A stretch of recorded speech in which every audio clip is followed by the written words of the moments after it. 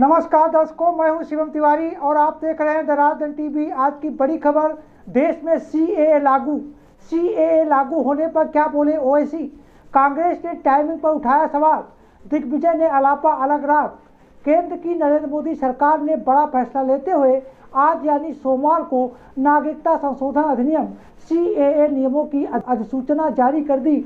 केंद्रीय गृह मंत्रालय ने आज शाम सीएए के नियमों को लेकर अधिसूचना जारी की। लोकसभा चुनाव की घोषणा से पहले सीएए नियमों की अधिसूचना जारी करना मोदी सरकार का बड़ा फैसला माना जा रहा है। उधर विपक्षी नेताओं ने मोदी सरकार पर पलटवार किया है। बहुत कुछ होगा और बीजेपी की गवर्नमेंट डेस्परेट हुई है और ऐसे कई और अनाउंसमेंट होंगी। जो गवर्नमेंट कोड ऑफ कंडक्ट से पहले 2-3 दिन पहले ऐसी करती हैं, तो इसके बारे में तो उसकी है कि डर रहे हैं कि पता नहीं लोग क्या करेंगे, और लोगों ने अपना मन बना लिया है। ऐसे काम करने चाहिए जो लोग याद करें, जो कहते हैं कि 70 साल में कांग्रेस ने क्या किया। इनमें रमजान से पहले ये क्यों हुआ? देखिए, तकरीबन 3 साल पहले सीए का कानून पास हो गया था। बस इंतजार था उसके रूल कायदे बनने का। वो पूरी तरह से बन गया। बहुत लंबे समय से, कई दशकों से जो विस्थापित थे उनकी समस्या हो रही थी। हिंदू, क्रिश्चियन, ईसाई, पारसी, उन सब को जो अड़ोस पड़ोस के देशों में रहते हैं और वहाँ उनकी संख्या कम होती जा रही है, उनका धर्म परिवर्तन हो रहा है। आज उनको वापस भारत आने का अवसर मिल रहा है। मैं प्रधानमंत्री मोदी जी को, गृह मंत्री को बधाई देना चाहता हूं सीए लागू करने के लिए।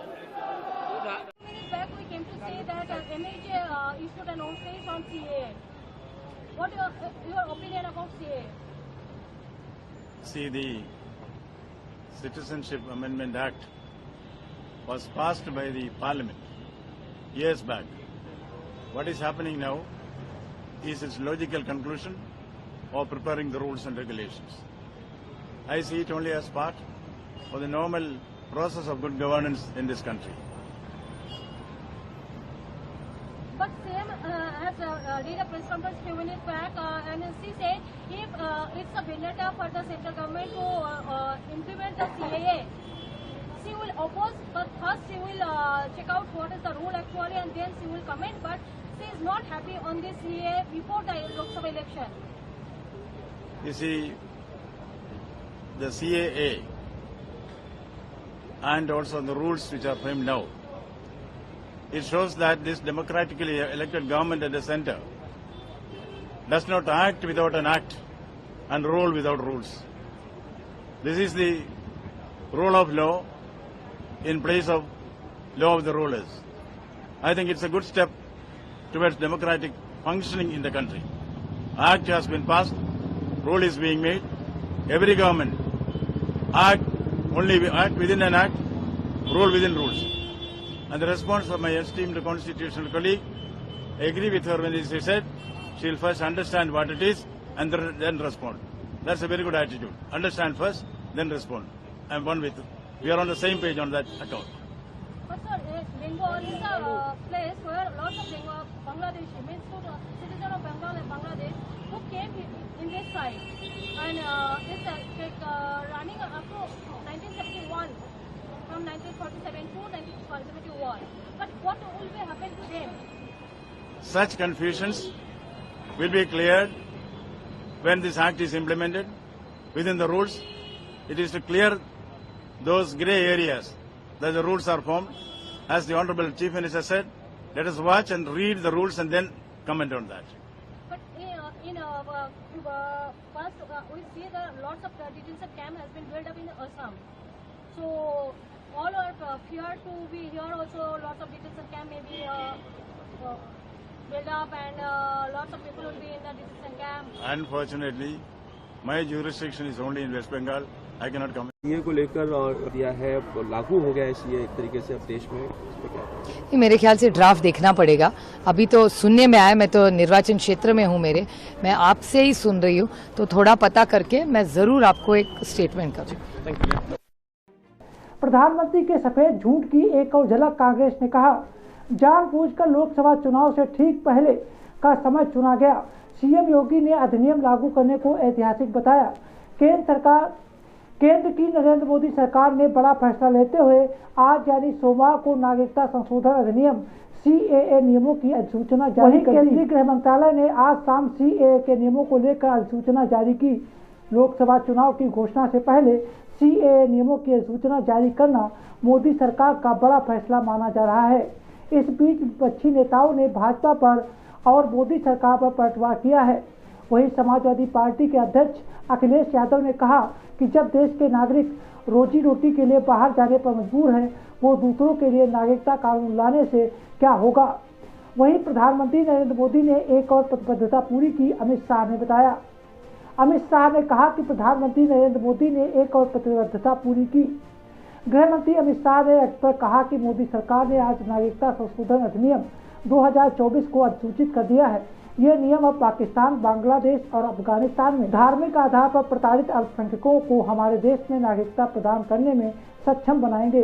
शाह ने आगे कहा, इस अधिसूचना के साथ प्रधानमंत्री नरेंद्र मोदी ने एक और प्रतिबद्धता पूरी की है और उन देशों में रहने वाले हिंदू, सिख, बौद्ध, जैन और पारसी और ईसाइयों के लिए हमारे संविधान निर्माताओं के वादे को साकार किया है।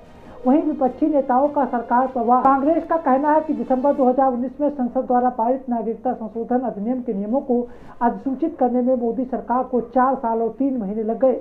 वहीं सांसद ओवैसी ने भी मोदी सरकार की मंशा पर सवाल उठाया है। कांग्रेस सांसद दिग्विजय सिंह ने कहा कि भाजपा का एकमात्र उद्देश्य हर मुद्दे को हिंदू मुस्लिम बनाना होता है। कांग्रेस ने मोदी सरकार की टाइमिंग पर उठाया सवाल। कांग्रेस महासचिव जयराम रमेश ने एक्स पर मोदी सरकार पर सवाल उठाते हुए कहा कि दिसंबर 2019 में संसद द्वारा पारित नागरिकता संशोधन अधिनियम के नियमों को अधिसूचित करने में मोदी सरकार को 4 साल और 3 महीने लग गए।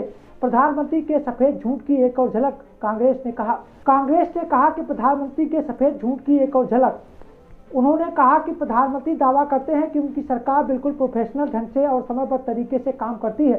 CAA के नियमों को अधिसूचित करने में लिया गया इतना समय प्रधानमंत्री के सफेद झूठ की एक और झलक है। जानबूझकर लोकसभा चुनाव से ठीक पहले समय चुना गया। पूर्व केंद्रीय मंत्री जयराम रमेश ने कहा कि नियमों की अधिसूचना के लिए 9 बार एक्सटेंशन मांगने के बाद जानबूझकर लोकसभा चुनाव से ठीक पहले का समय चुना गया है। ऐसा स्पष्ट रूप से चुनाव को ध्रुवीकृत करने के लिए किया गया है।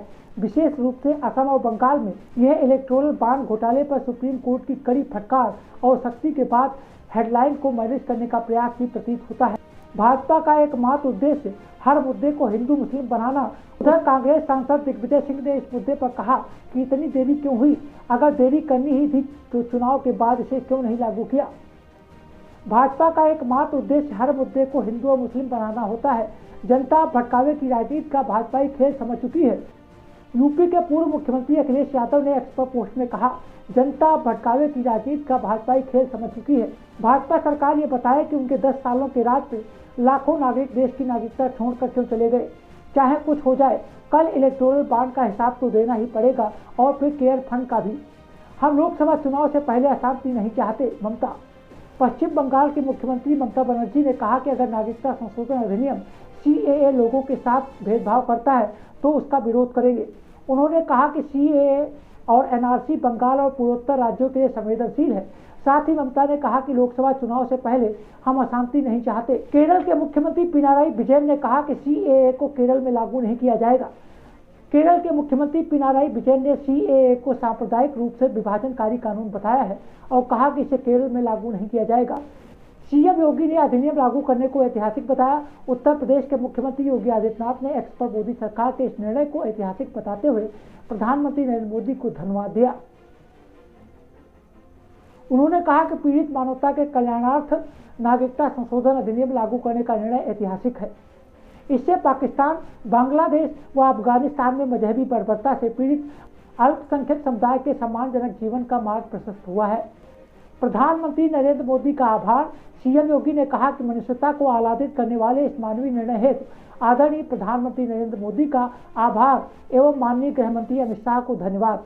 इस अधिनियम के अंतर्गत भारत की नागरिकता प्राप्त करने जा रहे सभी भाइयों बहनों का हार्दिक अभिनंदन। ओवैसी ने कहा कि पहले चुनावी मौसम और फिर CAA के नियम आएंगे।